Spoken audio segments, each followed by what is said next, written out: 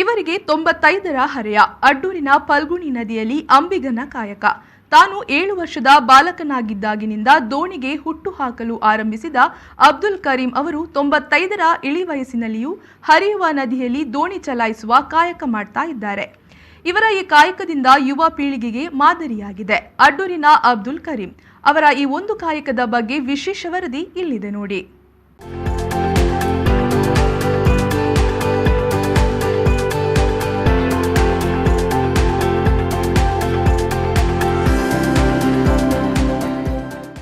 ಹಿಂದೆ ಚಂದ್ರ ಸಂಪರ್ಕಕ್ಕೆ ನಡುದೋಣಿ, ತೆಪ್ಪ ಹೀಗೆ ಬೇರೆ ಬೇರೆ ವಿಧಾನಗಳನ್ನು ಬಳಸ್ತಾ ಇದ್ರು.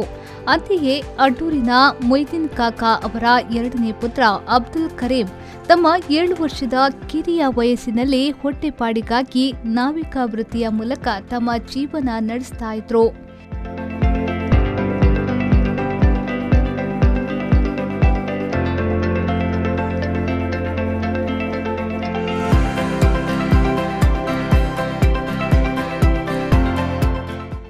ಇವರು ಈ ಹಿಂದೆ ಅಡ್ಡೂರಿನಿಂದ ಮಂಗಳೂರು ಬಂದರು ಪ್ರದೇಶಕ್ಕೆ ದೋಣಿಗಳ ಮೂಲಕ ಸರಕು ಸಾಗಾಟ ಮಾಡಿ 6 ಆಣೆ ಸಿಗ್ತಾ ಇತ್ತು. ಇದರಿಂದ ನಿತ್ಯ ದುಡಿದು ಜೀವನ ನಡೆಸ್ತಾ ಬಂದಿದ್ರು. ಇದೀಗ ಇವರ ವಯಸ್ಸು 95. ಅಂದು ತಮ್ಮ ಕುಟುಂಬದ ಕೈ ಹಿಡಿದ ಕಾಯಕ ಬಿಡಬಾರದು ಎಂಬ ನಿಟ್ಟಿನಲ್ಲಿ ಇಂದಿಗೂ ಈ ಹಿರಿಯ ಜೀವ ನಾವಿಕ ವೃತ್ತಿಯಲ್ಲಿ ತಮ್ಮನ್ನು ತಾವು ತೊಡಗಿಸಿಕೊಂಡಿದ್ದಾರೆ. ಮಾತ್ರವಲ್ಲದೆ ಒಂದು ದಿನ ನದಿ ತಟಕ್ಕೆ ಹೋಗಿ ದೋಣಿ ಮೂಲಕ ಸಂಚಾರ ಮಾಡದಿದ್ರೆ ನಿದ್ದೆ ಬರಲ್ಲ ಅಂತಾರೆ ಅಬ್ದುಲ್ ಕರೀಂ ಅವರು.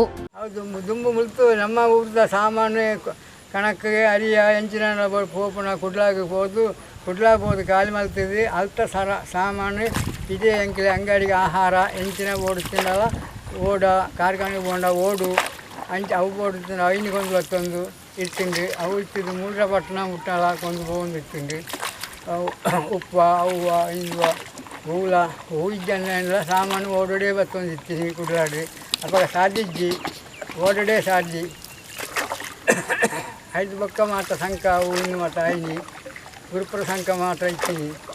ಬಾಕಿದ ಸಂಕ ಬೊಕ್ಕ ಐನಿ ತರ್ತ ಇತ್ತ ಓಲ ಇದ್ದೆ. ಇತ್ತ ಪೂರ ಗಾಡಿ ಉಂಟು.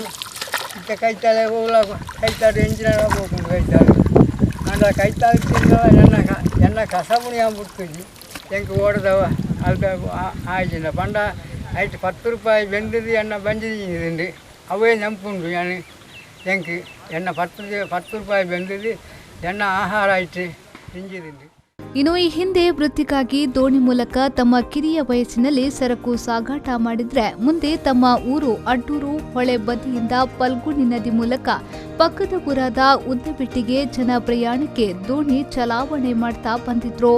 ಈ ಸಮಯದಲ್ಲಿ ಯಾರಾದ್ರೂ ಹಣ ಇಲ್ಲದೆ ಬಂದ್ರೆ ಅವರನ್ನ ಸುರಕ್ಷಿತವಾಗಿ ಮತ್ತು ಉಚಿತವಾಗಿ ದಡ ಸೇರಿಸುವ ಕಾರ್ಯ ಮಾಡ್ತಾ ಇದ್ರು. ಇವರಿಂದ ಸಹಾಯ ಪಡೆದ ಅದೆಷ್ಟೋ ಮಂದಿ ದೂರದ ಊರಿನಲ್ಲಿ ವೃತ್ತಿಯಲ್ಲಿದ್ರು ಇಂದಿಗೂ ಇವರನ್ನ ಭೇಟಿ ಮಾಡಿ ಮಾತುಕತೆ ನಡೆಸಿ ಹೋಗ್ತಾರೆ.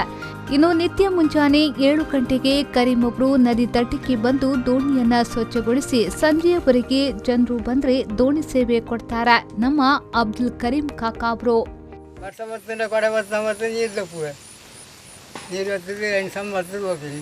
ಚಿತ್ತು ಮಿತ್ತು ಹಾಕೊಂಡು ವಾಡ ನೀರು ಮಿತ್ತು ಹೋಗ್ಕೊಂಡು ಚಿಟ್ಟು ಬರ್ಕೊಂಡು ಓಡದು ಓಡುತ್ತೆ ಅಂಚ ಯಾನು ಸಾಧಾರಣ ಒಂದು 10-10 ವರ್ಷ ಹೊಡೆದಿಂಚಿ ಇದೇ ಟರ್ನ್ ಮಾಡ್ಕೊಂಡು ಕಡಿಮೆಡು ಹೆಚ್ಚಿನ ನಾವು ಅಂದರೆ ಕಡಿಮೆಡು ಆ ಟೈಮ್ ಅಂತ ಫುಲ್ಲೆ ಬೈದಿನ ಓಡೋ ಬೈದಿನ ಅವಾಗ ಎಲ್ಲಿ ಮಲ್ಲ ಓಡ್ರು ಬರ್ತದೆ ಎಲ್ಲಿ ಓಡೋದು ನೀರಪ್ಪ ಅದು ಅಲ್ತ ನಮ್ಮ ಜೀವಮಾನವಾಗ ಅದು ಐಟಿ ಅಕ್ಕಲಟ್ಟೆ ಕೂಡ್ದು ಬೆಂದಿದ್ದು 5 ಬೊಕ್ಕ ಯಾನು ಸರ್ವೀಸಿಗೆ ಹೋಗಿ ಅದಕ್ಕೆ ದುಂಬು ಏರಿಯಾಗಳ ಆಪೂಜೆ ಅವು ಅಕ್ಕಲಟ್ಟೆ ಕೂಡ್ದು ಅವು ಸರ್ವೀಸಿಗೆ ಹೋಗಿ ಅವಾಗ ಆಹಾರ ಕಡಿಮೆ ಇತ್ತಿಂಡು. ಆಹಾರ ದಿನ ಒಂದು ಇತ್ತಿಂಡು ಓಡೋ ಅಂಚಿಂಚು ಹೋದು ಹೋಂಡ ಆಹಾರ ತಿಕ್ಕೊಂಡು ಐನು ಮಲ್ತೊಂದು ಇತ್ತಿಂಡು.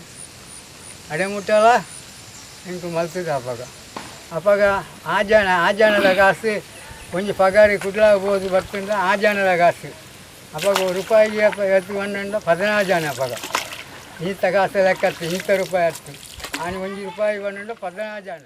ಹೊಟ್ಟೆಪಾಡಿಗಾಗಿ ತಮ್ಮ ಕಿರಿ ವಯಸ್ಸಿನಲ್ಲಿ ಹುಟ್ಟು ಹಾಕಲು ಆರಂಭಿಸಿದ ಕರೀಂ ಕಾಕಾ 95ರ ವಯಸ್ಸಿನಲ್ಲೂ ತನ್ನ ವೃತ್ತಿಯಲ್ಲಿ ಶ್ರದ್ಧೆ ಹೊಂದಿರುವುದು ಇತರರಿಗೆ ಮಾದರಿ.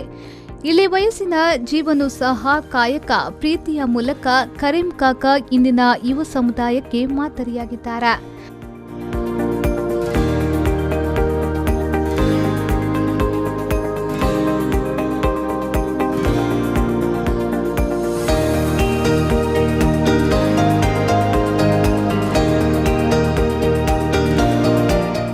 ಪವನ್ ಕಾಚಮಡ್ಕ, ವಿ4 ನ್ಯೂಸ್, ಮಂಗಳೂರು.